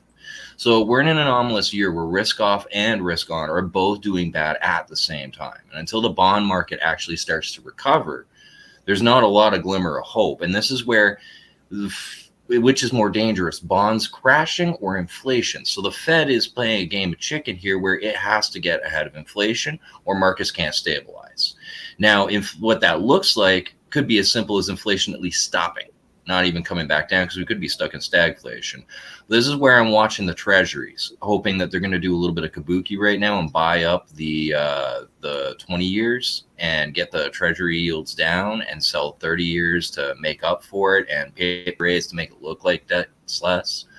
This will give the Fed some time to fight inflation, hopefully, while the bond market is at least put on legs to get through while this energy crap unfurls. Well, like, I've got a whole huge thesis about this to get on a rant, but looking at the financial market, there's a lot of horrible things that really do lead into a world recession right now. The layoffs are coming. All sorts of things are hitting. So that, yeah, we're in a market where the entirety of Bitcoin has thrived on quantitative easing. And pretty much it has to get ahead of inflation to the point until there's a financial accident. Now, if this was happening in banks like it did in 2008 with these crypto exchanges, well, I mean, Bear Stearns went, they were out there printing money. Now, right now, they need the ammo in case, like they need the rates to be up to be able to lower them when the financial accident happens. So they're going to keep on their charge until there's even more. And this is where, like I pointed out at the beginning of the video, the Ontario Pensions Union, Ontario Pensions Fund for teachers, that was heavily invested into FTT. So, I mean, watching that go kaplooey, like how many legitimate businesses are going to be suffering right now where the financial accident could be a lot closer than we think with everything as unstabilized as it is, where the Fed might, you know, as we're heading into January, the next meeting, be screaming uncle, maybe the one after that. We'll see how this all unwinds. But I mean, this is where we're waiting for basically hopefully the treasuries can keep the bond market on life support, and then the Fed will pivot after a financial accident, and the recession will be bad enough that inflation will be tamped down, but assets commodities will start to pick back up, not necessarily the stock market. And this is where I'm hoping that crypto continues to trade more like a commodity, thanking Bitcoin, the old man in the room, for setting kind of the standard of like gold for the rest of commodities, for the crypto market. So it's my thesis and my hope that it's not the complete end of the world, because the end of the world is the bull's case. I mean, we've got an oligarchy where, yeah, a bunch of them seem senile and off the wall right now, but those are the face pieces, the figureheads, whatever. They don't want all of their assets to actually go to zero. I mean, set it all to zero. It's not going to happen. The end of the world never happens. Like in the Cuban Missile Crisis in 1962 or something, at the height of it, stocks are all dropping, and the people who got rich went, you know what? Buy. What do you mean? Well, if the world blows up, we're not going to have to pay for any of this. So just buy everything, leverage, buy it all. And the world didn't end. And oh wow, they got rich, because the world never ends. And if it does, we're not going to be here to see it. So we might as well bet on it continuing to spin, right? The main question that I would ask you is that, and the whole panel, is that major economic downturns lead to generally a few things. They lead to radicalization of ideology. They lead to generally warfare, as we've seen in the 20th century. And I dare say, with the immense amount of money printing and the immense amount of debt and the immense amount of economic disparities that exist, which is eerily similar, history often doesn't repeat itself, but it often rhymes. I ponder if we are in a very similar scenario right now, where we're on the eve of 1929, where the whole economic ideal of the global infrastructure that we see now is going to collapse, and will that lead to a international war as a result of political and economic radicalization, as we saw in World War II, or the onset of World War II? I don't think so, man. You know, we've come a long ways, and you know, handing out money hand over fist based off of extremely low reserves, you know, from the 20s, right? And then in 2008, you know, we did it again in a different way. You know, we had the mortgage-backed securities levered up out the ass, and you know, we're a lot more resilient than we were those previous times. I think you're just seeing the belt tighten.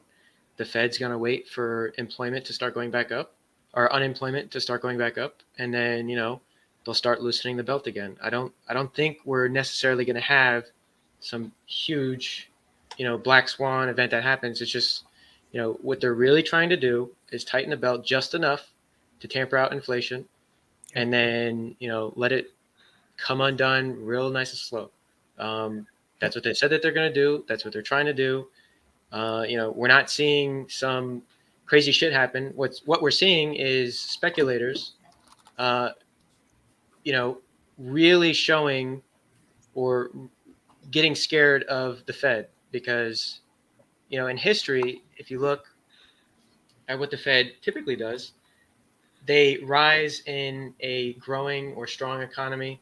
They, you know, they make money more expensive gradually, and, you know, at a very moderate pace. And then eventually, you know, something breaks, and then they reverse the policy, and, you know, they make money cheaper again, so everybody could get out of the rut that they're in. But this time, you know, we raised rates extremely fast to stop inflation, to try and slow the economy down. And the economy has, you know, we did 2 quarters of negative growth. And then the third quarter was positive, 2.6% or something like that, if I'm not mistaken, Q3. And unemployment is at the lowest that it's been in a while, 3.5%, right? And the mandate is, you know, stable prices and stable employment. Well, we have stable employment, but we do not have stable prices. So we need unemployment to go up before, you know, prices remain or go back to a stable level, or which means, you know, inflation goes down, right? They're trying to push up unemployment. At that point, when that happens, inflation should start to taper down just naturally. So, and we're already starting to see the, Michael Burry mentioned this months ago, the, you know, the white collar jobs, a flush of the white collar jobs. And that's exactly what we're seeing right now. Facebook just laid off 11,000 employees, I think, today, right? Twitter let go of 5,000 people, right? You know, a lot of these companies that have negative earnings for this previous quarter, you know, they're going to start getting rid of the fucking snack bars, you know, the lounges in their offices, you know, like all that shit is going to go away and people are going to get laid off. And that's what we're seeing. So people are going to go back to building stuff that actually is useful, like, you know, building homes, you know, being a plumber, digging trenches, building cars, all that shit, right? No more of this Go to fugazi. Mars. Yeah. No more of this lazy shit, right? We're going back to work. But wouldn't the scary thing is that right now that the stock market, specifically right now, is basically or was near all-time highs on the basis of a money printing system, that all of this uptrend in the economy, we're in this quasi, well, I'm going to say recession. I don't change definitions on a whim. So don't you guys think that we are in probably the most quasi strange recession we've been in a while? We've seen the most money printing in the history of mankind. We've had we have inflation rates all over the world that are at staggering highs. UK just came out basically, and they're at a 40-year high. But then coincidentally, we have a 3.5% inflation rate. We have, inflation rate, I'm sorry, unemployment rate. We have a booming stock market, yet prices are increasing steadily. Isn't this fake uptrend going to yield the chickens coming home to roost one day in an economic fashion that we haven't seen since the late 19th? Absolutely. Maybe I'm a misanthrope. You got to understand why inflation happened. Does anybody know why inflation happened? Everyone's like, oh, they printed all this money. Well, they think they did it for nothing? No, they didn't do it for nothing. What happened was in 29, when we had the stock market crash, we had something called the Great Depression. The Great Depression, people were eating grass and selling their children. Yep. And families were leaving alone because they would survive alone better than they would together. That's the kind of shit that was going on during the Great Depression. It was very, very hard for people. It was way harder than anything we've ever. People are still running around here living on the streets with cell phones in their fucking hands. So this ain't nothing like the Great Depression. The inflation was created. So think of the Depression as a car driving, and boom, it drove into a hole, and everyone was fucked. And they told them, don't do that. Don't print money. Don't print money. Don't make that. Don't do anything like that. And they didn't. And we had the Great Depression. So what they did this time was they said, well, let's just mash on the gas and see if we could jump this chasm, and then we'll see what happens when we get to the other side of it. And that's where we're at right now. We've made it over the chasm. We averted a Great Depression, and now we're trying to hit the brakes and figure out what the hell is going to happen here to this economy. That's kind of how it can be explained, because people don't understand. When you look back in history, there's nothing new under the sun, guys. This has all happened time and time again. They just used a different technique than they've used in the past. There were a lot of things that said they should have done something like this. They should have printed a lot of money. They should have created inflation in order to avert the Great Depression. So they did. And so we did. We averted it. People still had cell phones that were living on the streets, but now we've got to figure out, I think that just like what Dylan was saying there, they're doing the right thing, or they're attempting to do the right things and try and reel it back in. But who knows if they can hit the brakes on time before we hit whatever's on the other side of this chasm that we just jumped. And I mean, I hear what you're saying, Corey, but that's what created this.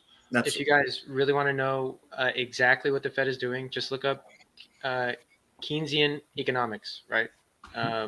That's what you got to know, right? Look that up. I'll put it so somebody can type it in the stream or whatever. But yeah, Keynesian. Drop it in the comments. So while we have a lull moment, if anybody, Jim Rat had to go. Thank you, Jim Rat, for joining. Awesome.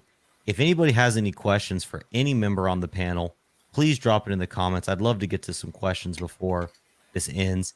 RG3, we actually have a question for you. It's kind of off topic. It is from Don. He says, does the failure of FTX affect the Hex Trust in any way, either directly or indirectly? Not in any way other than the macroeconomics of crypto and what it does to crypto. Hex is really showing that it's decorrelated from the market somewhat. the Hex Investment Trust is Hex. It's a private offering right now, so it's not. We can't really test the true market right now because it's just accredited investors are involved. But at this point, no, it's not affecting it at all, and we're not worried about it. Everything's just running smooth. Good to hear. And then the second question is actually from Don as well. Corey, it's 40 degrees out. Why are you wearing a tank top with the fan on? I am the strangest human being on the goddamn planet. You're looking yoked over there, bud. I thank Good man, I Corey. literally in the dead of winter, unless it's 30 degrees, I will wear with a smile on my face. I'm one of those dudes that comes out in a tank top and shorts. I love the winter. I love the cold. And if I was an RPG character, I'd be like, basically, I'd have such high cold resistance. It's not even close. I have frost resistance. I sweat a lot. There you go. Nice. The AC was just on too. I have a question about the Hex Investment Trust, if I can. Yeah. Do you guys interact with entities outside of the U.S., Canada, North America, Europe, or are you only interacting with kind of U.S. entities? Just accredited investors now in the U.S. Only U.S. Yes, and I think that they are working on outside the U.S. But I think that's not gonna come until after the public offering is out. So we have to meet certain criteria in order for the public offering to come out. Okay, appreciate that. Well, also The SEC is 100%. very, very strict about how these things are handled when you have a security. Yeah. And that was kind of what we thought was funny was that all of these letters that are supposedly circulating around with the SEC, we're actually we're signed with the SEC. We have a security that is attached to Hex, and nothing. They didn't ask us anything. Might be about the promotion of Hex then. For those That's particular what people. it appears. That's what it appears. But I think it's deeper than that, to be completely honest. Not financial advice doesn't hold up in court, guys. It doesn't. What can you elaborate on that, RG3? Do you feel comfortable doing that? What do you mean by what you just said there at the end? I think that it's deeper. Yes. From the things that I've seen and heard in the back rooms, there's a deeper investigation going on here with what's going on. So, okay. So are you, and obviously don't answer in any shape or form that you feel, you feel free to plead the fifth. We respect the fifth around here. Are you, no. Go ahead. I don't mind talking about it. Please do. From what I understand, I've always been an open book to the community. Obviously there's things that people don't want you to talk about and things that we can't talk about because of business dealings and whatnot and NDAs. But I from what I understand it, everything is legit. I mean, it's not a fake SEC letter. There really is letters out there that they're doing an investigation.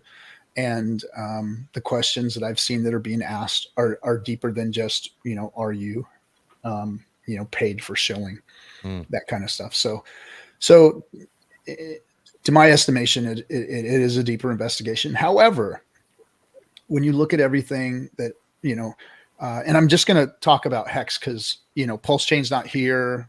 Everything about PulseChain is still, up in the air. But Hex is immutable. Hex has proven itself.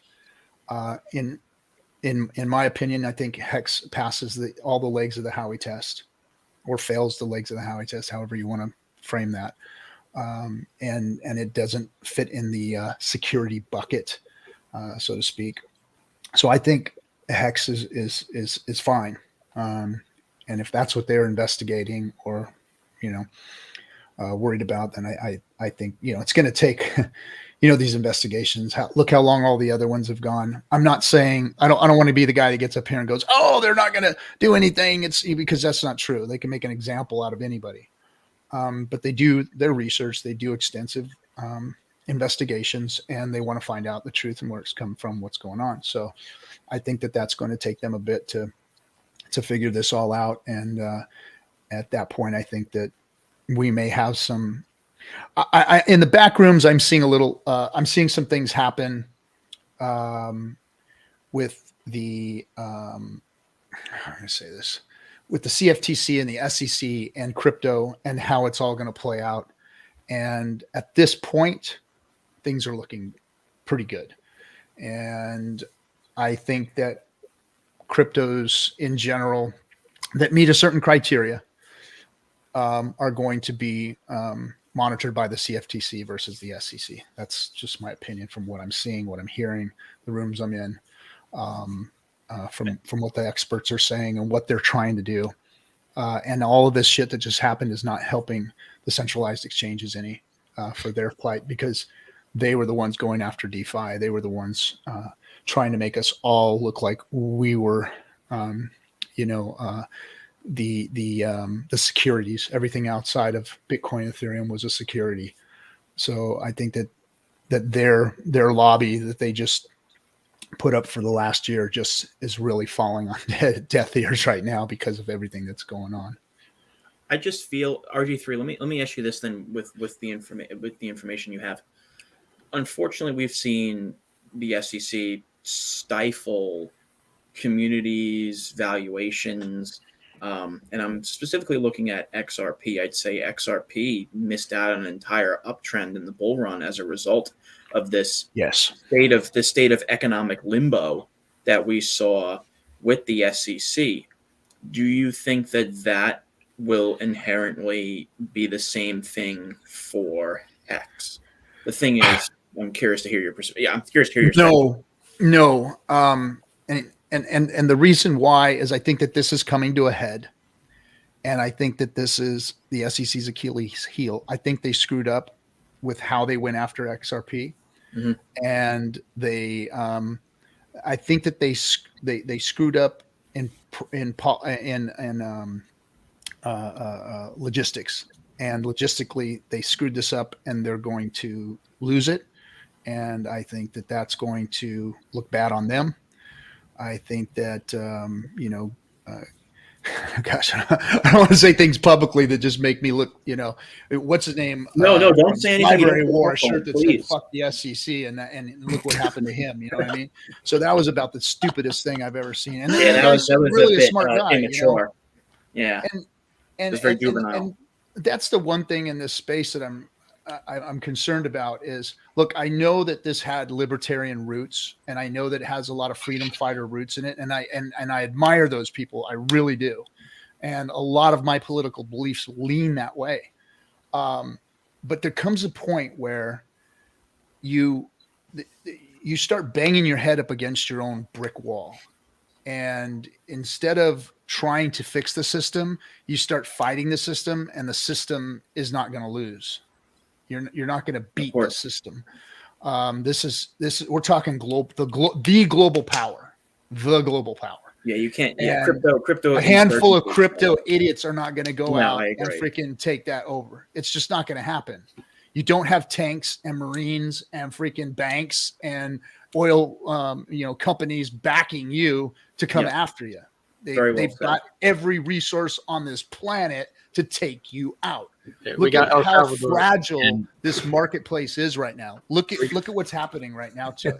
Like just split seconds, like all the guys that are like the biggest, baddest fucking guys in the whole alley here, right?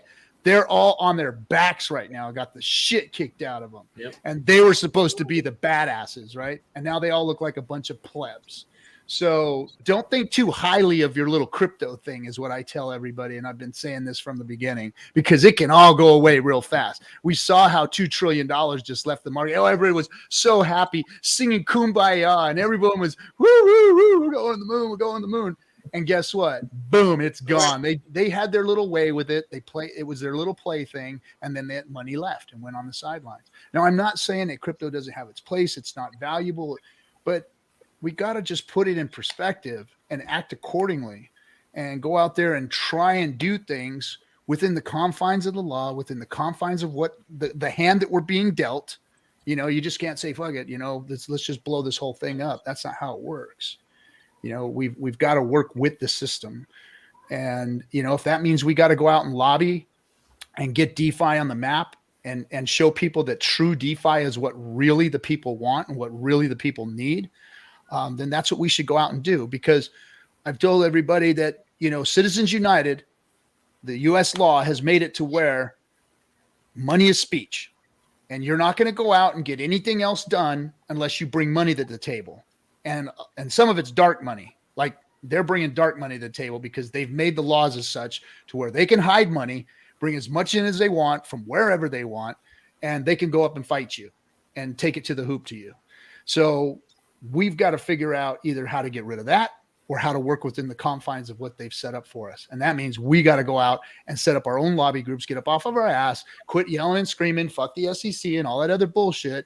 And we got to get into the lobby shops ourselves and put our money on the table where our mouths are, right? That's what I think has to happen.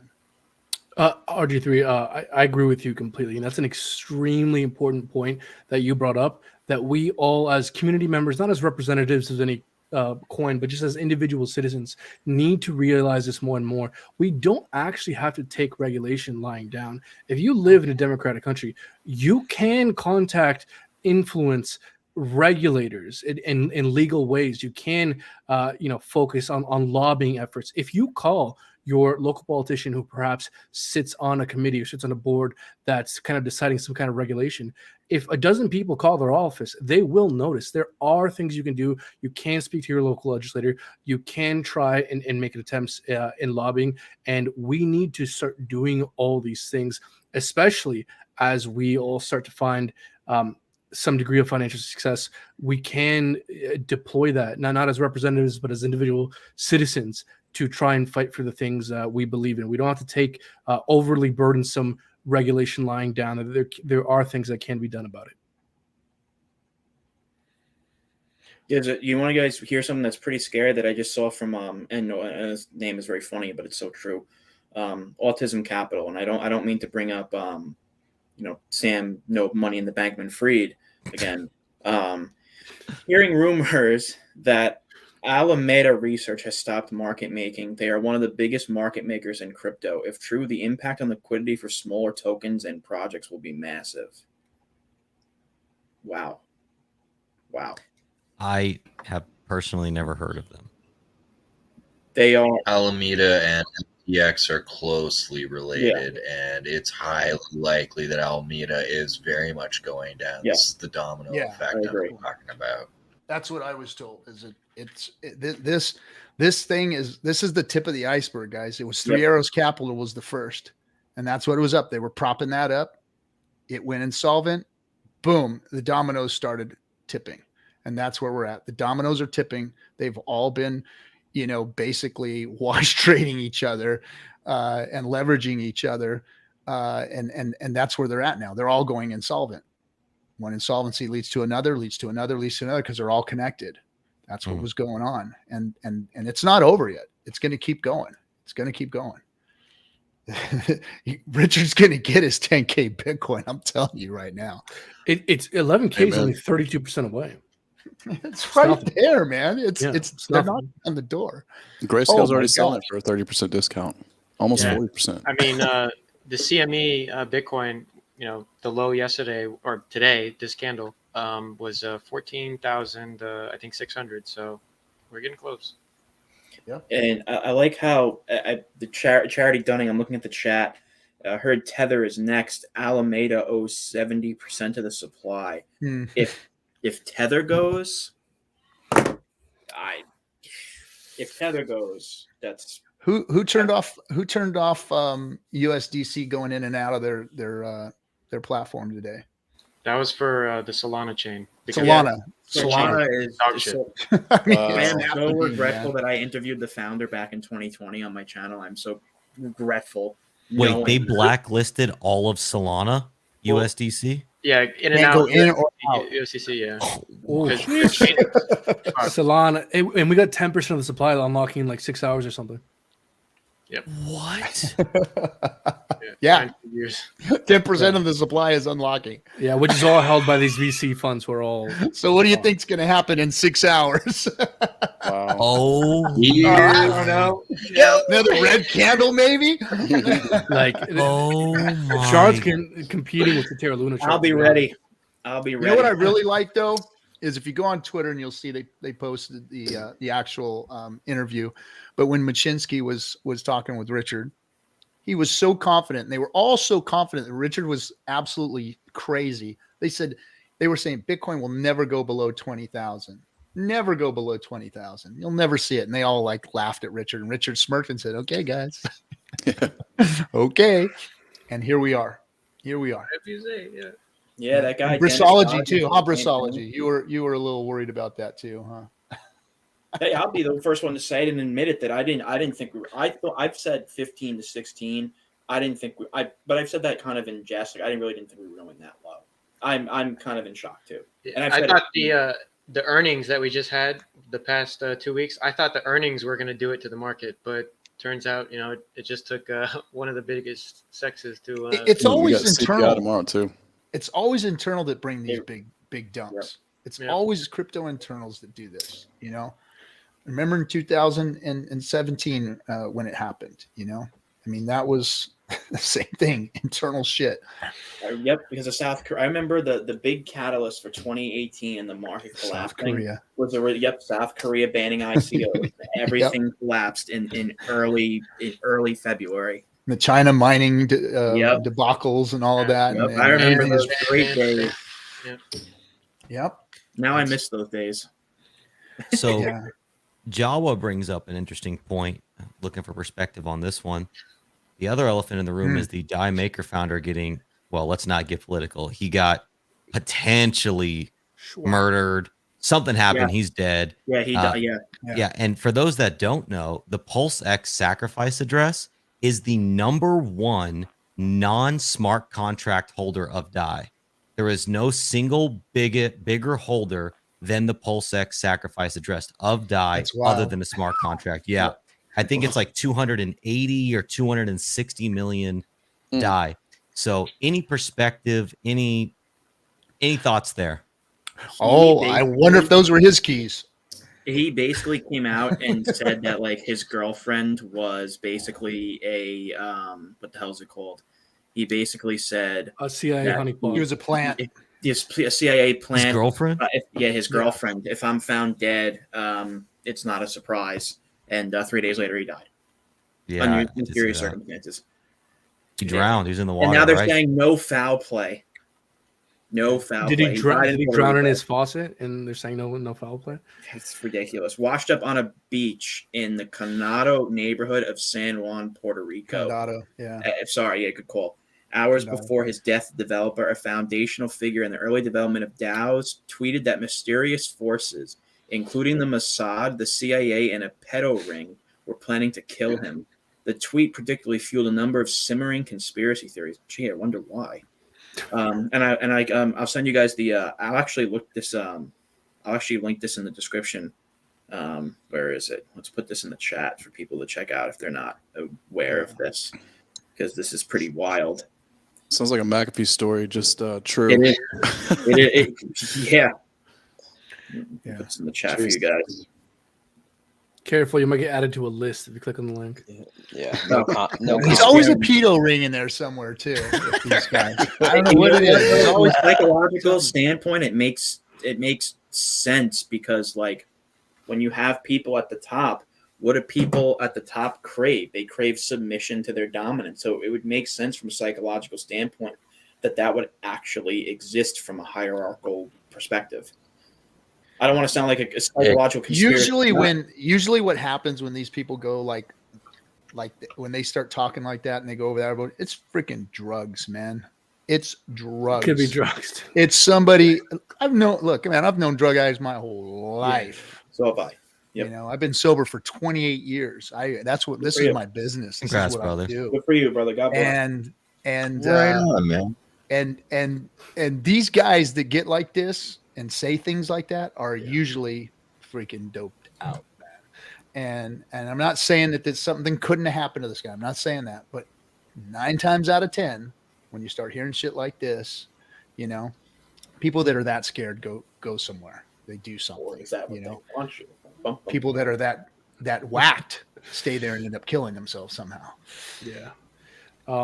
Guys, not to change the subject too dramatically here, but I kind of wanted to change the subject somewhat dramatically here.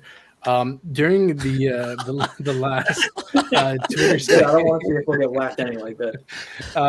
during that Twitter space that you hosted there, KG, I got the opportunity to ask Eric Wall what he thought about PulseChain, and I thought it was just so incredibly interesting. I asked him to summarize what he thought was his major concern, what he thought was the major risk with PulseChain, and I was frankly so surprised at how lackluster his criticism was. And maybe I can attempt to summarize it very briefly here to ask what you guys think. He essentially said that his concern with PulseChain is that because Richard Hart is viewed as a scammer, the Ethereum developer community it won't be open to kind of letting the PulseChain devs know of any bug that might exist with Ethereum. So therefore, PulseChain is I guess uniquely susceptible to some kind of bug problem. And then I'm trying to think if I left anything out, but no, that was essentially his criticism. And for me, like, this is a criticism that just as easily applies to many other layer ones. So I don't know why he's singling out PulseChain. And this also doesn't, like, this seems to me like a problem with an extremely easy solution. Like, hey, hey, bud, is there a problem? Like, it only takes a Twitter DM to solve this problem. So what do you guys think about that criticism? Yeah, I'll tell you what I think about Eric Wall. Sure. That's what I think about you, Eric Wall, you snide ass little piece of shit that don't know shit. I mean, look, man, he's a troll. That's all he is. He hasn't said anything intelligent. He acts like he's intelligent. He's snide about everything he says. He's a wet behind the ears punk ass kid that's out there in the real world making some money somewhere and thinks that he's a fucking authority on everything. And he's not. He's definitely not. He's a pleb in life. And he thinks that he can go out there and keep fudding and messing with the Hex community. That's what it is. See, he's just trolling. Because if he was really as intelligent, now there's two things happening here. Either he is that intelligent and he's fudding for a reason, and maybe he's doing it on Richard's behalf for a reason, or he literally is that dumb and doesn't understand Hex. Because anybody who's been in crypto for any amount of time that really does their research and understands what Hex is goes, holy crap, this is better than anything else that's ever been made. Yeah, that's what you know when you learn about Hex. And I know if he's as smart as he's supposed to be, he would know that. So he probably knows that, and he's doing this for a reason, or he really is just that dumb of a fucking pleb. I extended an olive branch to him, and I said, listen, like, the Switzerland that I am, I said, listen, like, you conveyed some points in there. You conveyed some points in the Twitter spaces. You were cordial. You weren't hostile towards the Hex community. And the Hex community wasn't hostile towards you in that Twitter space. So I wanted to extend an olive branch to you and have you on stream. And he basically said, yes, when I'm not busy. I'm surprised he even answered.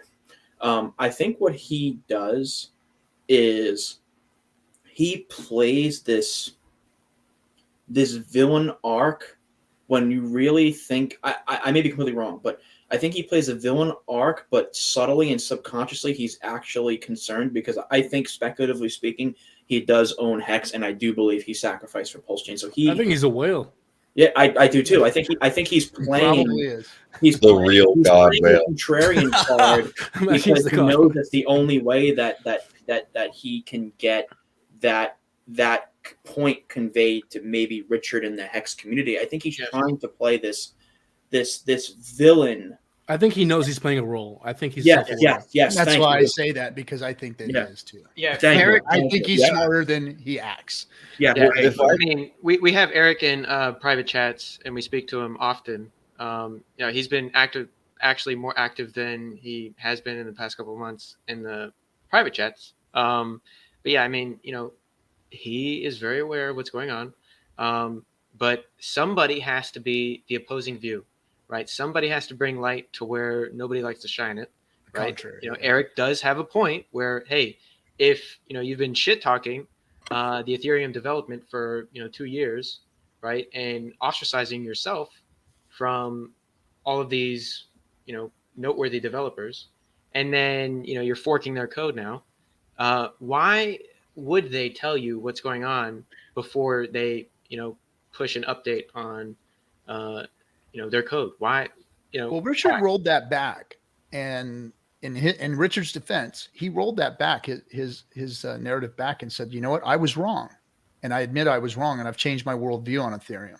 And yes, at first I did, think that it was garbage, and then what I realized is that people, it wasn't Solidity that was garbage, it was the people that were programming Solidity that were making mistakes, and that's why none of the cryptos were working. That's why he was seeing all the problems that he was seeing. So he rolled back his worldview, and he's mentioned this on a lot of streams that he's changed his mind on Ethereum.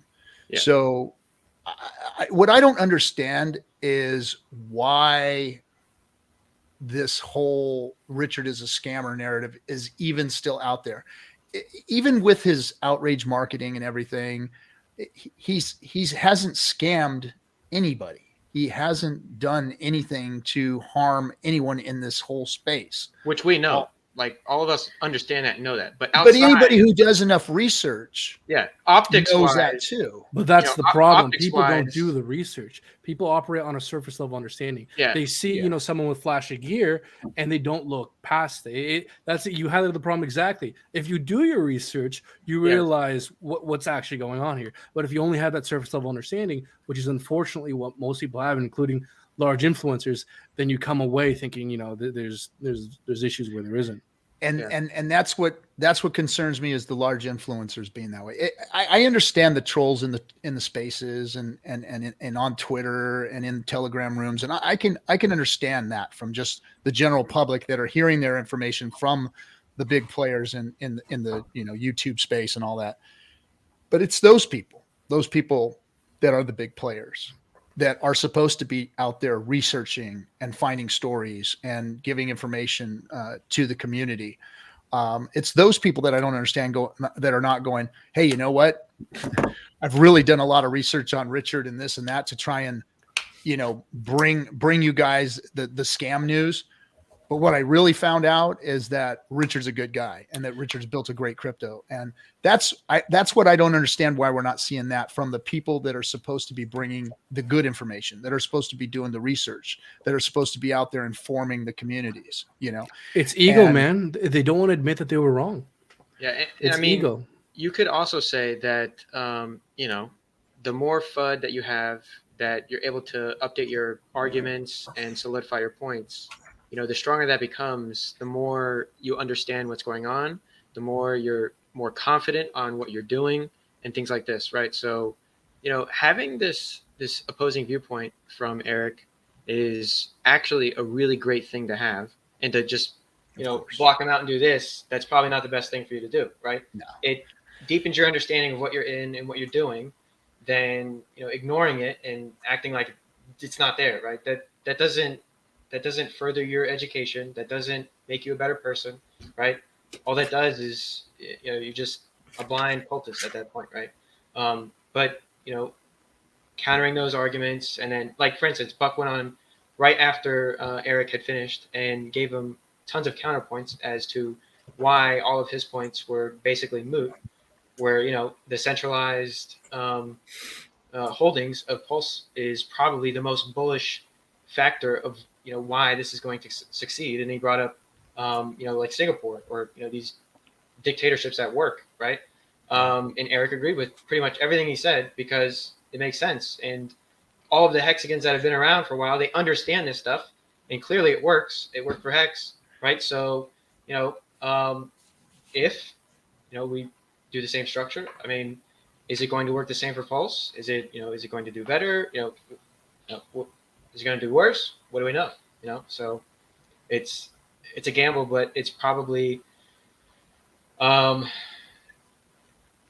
he knows the value. I mean, he's not an idiot, right? He wants Pulse.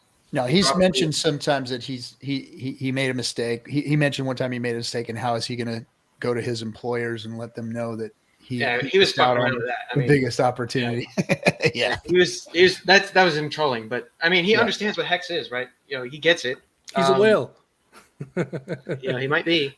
Well, and you also have to consider, like, okay, if we take the analogy of the Matrix, there being a Neo inevitably invokes an Agent Smith.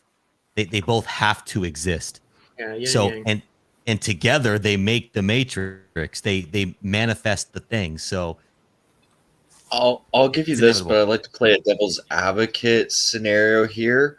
The WWE and the Worldwide Wrestling Federation, you know, like the whole storylines that they set up, and it gets all the crowd engagement. You have to have your villains and your good guys to get the drama going. That's all Creates I'm more going to talk. say with it. Yeah. Hey Creates more guys, Kool-Aid's here. I got to go. We've got some work to do tonight. Man, Top Gun. Yeah, you're brilliant, man. It was good hearing you. Hey, And same it's with you, a pleasure Dylan. meeting you. Congratulations on the time. I got a year and a month today, man. Oh, congrats, man. Congrats. Yeah, mine was that's on the awesome. 7th. I'm Yeah, at a mine year was and 3 just months past. as well, actually, believe it or not. with Look at you regarding- guys. Yeah. Cool, so- man. We got a yeah. whole freaking wrecked pleb sober society over Yeah, here. I'm getting it's close to great. 16 hours. The ultimate No, in it's wreck. And Brandon, you're brilliant too, man. Jesse, always good to Thank you. be around. Yeah, you, Brent. man. Yeah, guys. Yeah, See thank you you. Good guys. to meet you, man. Yeah. Thanks for inviting me. Talk to Hey, you thanks guys for being later. here, brother. Cheers, buddy. Yeah. And I think on that note, boys, unless there's any final thoughts from anybody, I think that's a good place to end it. We're right at 2 hours. Yeah, I'm gonna head out to Top Gun, buddy. It was I sent you a message on Twitter. Yep. Yeah, appreciate that, buddy. Guys, this was wonderful. Thank you so much for inviting me. Thank you so much for having this conversation. KG, man, you are awesome at what you do, bringing people together. We need more bridge builders like you. We need this consistent building, and all the people here who joined. Thank you so much, Top Gun, KG, Brandon, Hexastani, Just Ask, Maverick, and the other guys who left, Jim Ratton, and the other gentleman. Where is he? Crypto and Down. I'm gonna head out. I haven't eaten anything all day, and my tummy needs to be full. So, take care, gents. Take care, man. Get man. cold, bro. Yes. All right. Anyone else? Closing thoughts? Yeah, I just want to say, KG, thank you so much for the invite. Also, the panelists as well. You guys are always very thoughtful, so it's great to talk to you guys. And yeah, thanks a lot for the invite. Thank you for being here, brother. Take care. All right. I'm going to drop everyone down real quick. All right, guys. Thanks for being here, gents.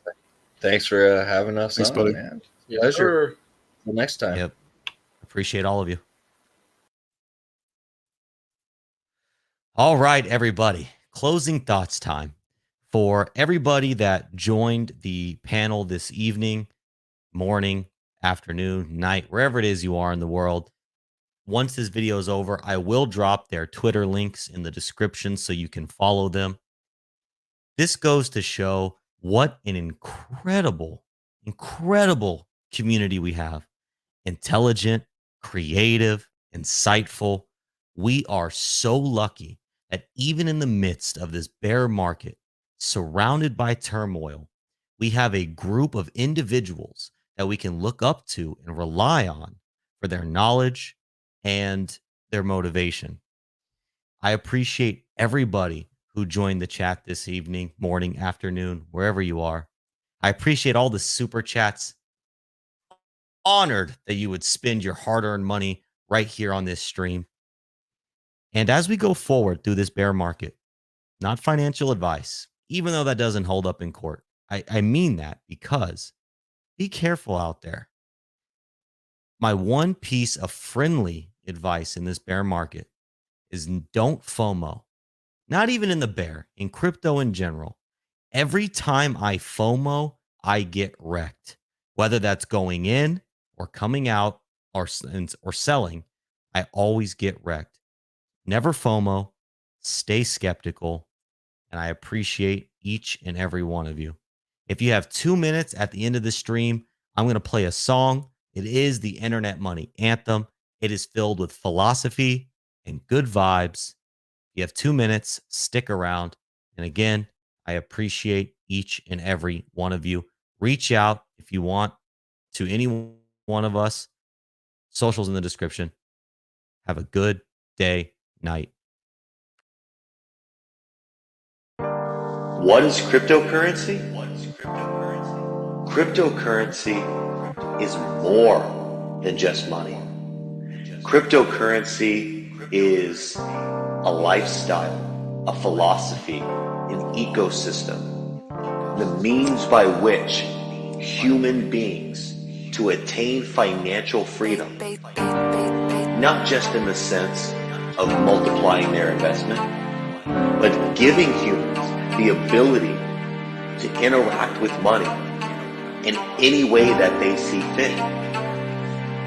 And if that way doesn't already exist, that's the beauty of crypto, is you can create it. And that's what we've done here. Internet money is the future. Internet money is the future.